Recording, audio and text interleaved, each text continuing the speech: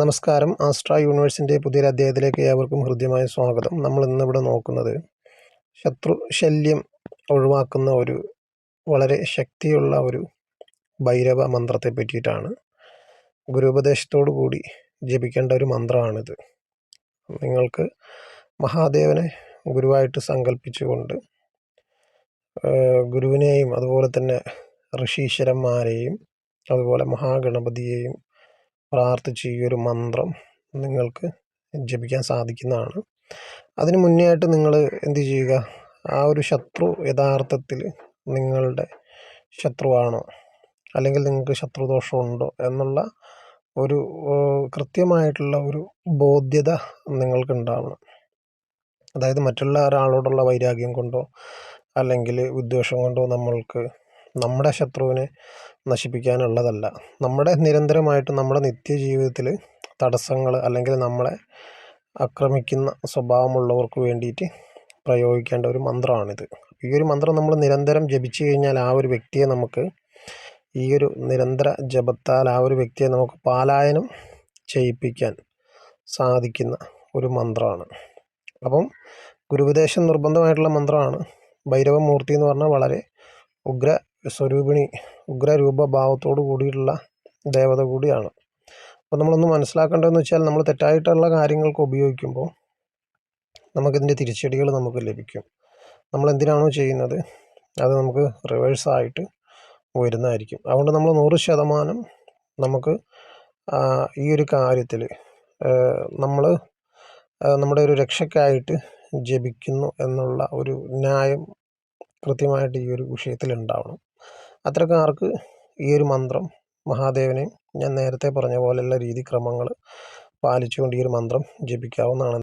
സാധാരണ ആളുകൾക്ക് വേണ്ടി ഞാൻ ഇടുന്ന മന്ത്രമാണ്. അതായത് നമുക്ക് ഒരു രീതിയിലും നമുക്ക് ആ ഒരു ശത്രുവിൽ ജയിക്കാൻ സാധിക്കാതെ വരിക, അവർക്ക് നമ്മളെക്കാളും പണമുണ്ടാവുക അല്ലെങ്കിൽ അവർക്ക് നമ്മളെക്കാൾ പിടിപാടുണ്ടാവുക, നമുക്ക് ചോദിക്കാനും പറയാനും ആളുകളില്ലാത്ത സമയത്ത് നമ്മളിപ്പോൾ ഒരു ആചാര്യന്മാരെ പോയിട്ട് ഈ ഒരു കാര്യം പറഞ്ഞാലും അവർക്ക് നമ്മൾ വലിയ പണം നൽകേണ്ടി വരുമല്ലോ.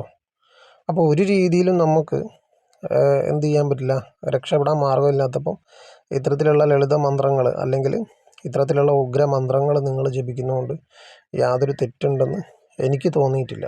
അപ്പോൾ അതുകൊണ്ടാണ് ഞാൻ ഇങ്ങനെയുള്ള ഉഗ്രമായിട്ടുള്ള മന്ത്രങ്ങളും നമ്മുടെ വീഡിയോയിൽ ഉൾപ്പെടുത്തുന്നത്.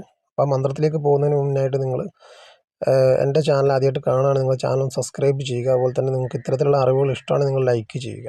അതുപോലെ തന്നെ എൻ്റെ നമ്പറുണ്ട്, ഈ വീഡിയോയിൽ കാണിക്കുന്ന എൻ്റെ നമ്പറാണ്. അപ്പം നിങ്ങൾക്ക് ജ്യോതിഷപരമായിട്ട് നിങ്ങളുടെ ഫലങ്ങൾ വിശകലനം ചെയ്യാൻ വേണ്ടിയിട്ട് നിങ്ങൾക്ക് ഈ നമ്പർ ഉപയോഗിക്കാവുന്നതാണ്.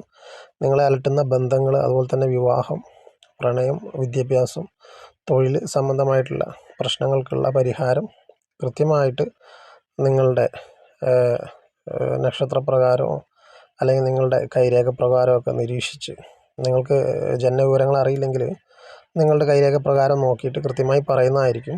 നിങ്ങളങ്ങനെ സമീപിച്ചു കഴിഞ്ഞാൽ നിങ്ങൾക്ക് ജീവിതത്തിൽ ഒരിക്കലും ആ ഒരു കാര്യത്തിലൊരു നഷ്ടം സംഭവിക്കില്ല എന്ന് ഞാൻ എന്തായാലും ഉറപ്പ് പറയുകയാണ്. അപ്പോൾ നമുക്ക് വീഡിയോയിലേക്ക് പോകാം. അപ്പോൾ നമുക്ക് ഈ ഒരു മന്ത്രം എപ്രകാരമാണ് ജപിക്കേണ്ടത് നമുക്ക് നോക്കാം. ഓം ഹ്രീം വടുകായ ആപത്തുധാരണായ കുരു വടുകായ ഹ്രീം. ഇപ്പം നിങ്ങൾ ഈ കേട്ടതാണ് മന്ത്രം. ഈ മന്ത്രം നിങ്ങൾ നന്നായി പഠിച്ച ശേഷമാണ് ജപിച്ചു തുടങ്ങേണ്ടത്. എഴുതി വെച്ച് കൃത്യമായി നിങ്ങൾ പഠിച്ച ശേഷമാണ് ഈ മന്ത്രം ജപിക്കേണ്ടത്. ഉഗ്ര ശക്തിയുള്ളതാണ്. നമ്മളൊരു പരീക്ഷണത്തിനായിട്ടോ നമ്മൾ വെറുതെ ഒന്നും ഉപയോഗിക്കാൻ പാടില്ല. അപ്പം നമുക്ക് അത്ര അത്യാവശ്യം വരുമ്പം നമ്മൾ ഉപയോഗിക്കുന്ന ഒരു ബ്രഹ്മാസ്ത്രമൊക്കെ പോലെ ഉപയോഗിക്കുന്ന ഒരു മന്ത്രമാണിത്. അപ്പോൾ അതിനെ അത് അത്ര ഗൗരവത്തോടു കൂടി തന്നെ നിങ്ങൾ ഈ ഒരു മന്ത്രത്തെ മനസ്സിലാക്കുക. തെറ്റായ കാര്യങ്ങൾക്ക് നമ്മൾ ഉപയോഗിക്കുമ്പോൾ അല്ലെങ്കിൽ ന്യായമല്ലാത്ത കാര്യങ്ങൾക്ക് ഉപയോഗിക്കുമ്പോൾ നമുക്കതിനുള്ള തിരിച്ചടികളായിരിക്കും ചിലപ്പം ലഭിക്കുക. അപ്പോൾ നമുക്കതിൻ്റെ കറക്റ്റായിട്ടുള്ള റിസൾട്ട് വരണമെങ്കിൽ നമ്മൾ ഈ പറഞ്ഞ ലക്ഷണമുള്ള ആളുകളാണ് ഈ ഒരു മന്ത്രം പ്രയോഗിക്കേണ്ടത്. അപ്പോൾ ഓരോ വീഡിയോയ്ക്കും നമ്മൾ പറയുന്ന രീതി, അതിൽ പറഞ്ഞിട്ടുള്ള ആർക്കൊക്കെയാണോ ചെയ്യാൻ സാധിക്കുന്നത് അവരാണ് ചെയ്യേണ്ടത് കേട്ടോ. ദിവസവും 2 നേരം, രാവിലെയും വൈകുന്നേരവും 48 തവണ വീതമാണ് ഈ മന്ത്രം ജപിക്കേണ്ടത്. ആ ജപിക്കുന്ന സമയവേളയിൽ നമ്മൾ ആ ഒരു വ്യക്തിയെ മനസ്സിൽ വിചാരിക്കുക. നമുക്കൊരു ശത്രു അല്ല, നമുക്ക് ഒരുപാട് ശത്രുക്കളുടെ ഉപദ്രവം ഉണ്ടെങ്കിൽ നമ്മുടെ ശത്രുദോഷം മാറുന്നതിനെ പറ്റി നമ്മൾ മനസ്സിൽ ചിന്തിക്കുക. മന്ത്രം അവസാനം നമ്മൾ കാര്യം പറയുക. അപ്പം ശിവഭഗവാന്റെ ഉഗ്രമായിട്ടുള്ള ഒരു രൂപമാണ്. അപ്പോൾ അതനുസരിച്ച് നമ്മൾ ആ ഒരു മന്ത്രത്തിൻ്റെ പ്രാധാന്യം നൽകിക്കൊണ്ട് ആവശ്യമുള്ള ആളുകൾ മാത്രം ഉപയോഗിക്കുക.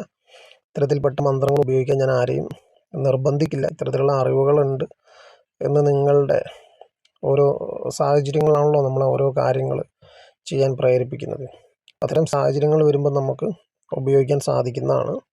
അപ്പോൾ ഏവർക്കും ഇന്നത്തെ വീഡിയോ പറ്റി മനസ്സിലായെന്ന് വിചാരിക്കുന്നു. എന്തെങ്കിലും സംശയങ്ങളോ കാര്യങ്ങളോ ഉണ്ടെങ്കിൽ നിങ്ങൾ കമൻറ്റ് ചെയ്യുക. നന്ദി.